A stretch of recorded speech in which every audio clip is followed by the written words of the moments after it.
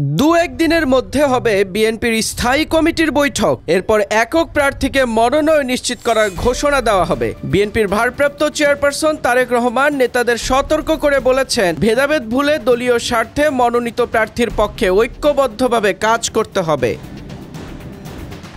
জীবন অবাক না করলে কে করবে? 28% মিল্ক ফ্যাটের অবাক করার সাথে ফ্রেশ মিল্ক পাউডার। জীবন অবাক করুক প্রতিদিন। সোমবার শেষ দিনে তারেক রহমান 5 বিভাগের মনোনয়ন প্রত্যাশীদের সঙ্গে মত বিনিময় করেছেন। সভায় নেতাদের সতর্ক করে বলা হয়েছে, নিজেদের মধ্যে কাদা ছোড়াছুড়ি করলে প্রতিপক্ষ সুযোগ পাবে।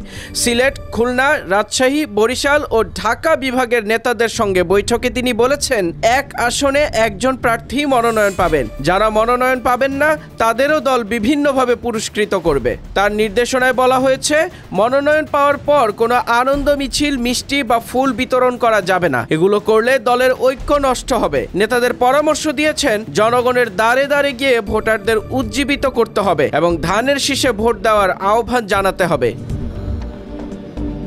সবাই শুধু তারেক রহমান ও স্থায়ী কমিটির সদস্যরা বক্তব্য দিয়েছেন। উপস্থিত ছিলেন বিএনপির মহাসচিব মির্জা ফখরুল ইসলাম আলমগীর, স্থায়ী কমিটির সদস্য বেগম সেলিমা রহমান, ইকবাল হাসান মাহমুদ টুকু ও মেজর অবসরপ্রাপ্ত হাফিজউদ্দিন আহমেদ। সভায় তারেক রহমান নেতাদের দেশ, জাতি, গণতন্ত্র এবং দলের স্বার্থে ঐক্যবদ্ধ থাকার আহ্বান জানিয়েছেন। তিনি বলেছেন, যাকেই মনোনয়ন দেওয়া হোক, ধানের শীষকে জেতাতে সব নেতাকে একসাথে কাজ করতে হবে। বিএনপিতে মনোনয়ন প্রস্তুতি জোরদার। নেতাদের সতর্ক ও ঐক্যবদ্ধ থাকার বার্তা স্পষ্ট। দল ও দেশের স্বার্থে একক মনোনয়ন প্রক্রিয়া সফলভাবে সম্পন্ন করতে নেতাদের দায়িত্ব নেওয়ার আহ্বানও জানিয়েছেন তারেক রহমান।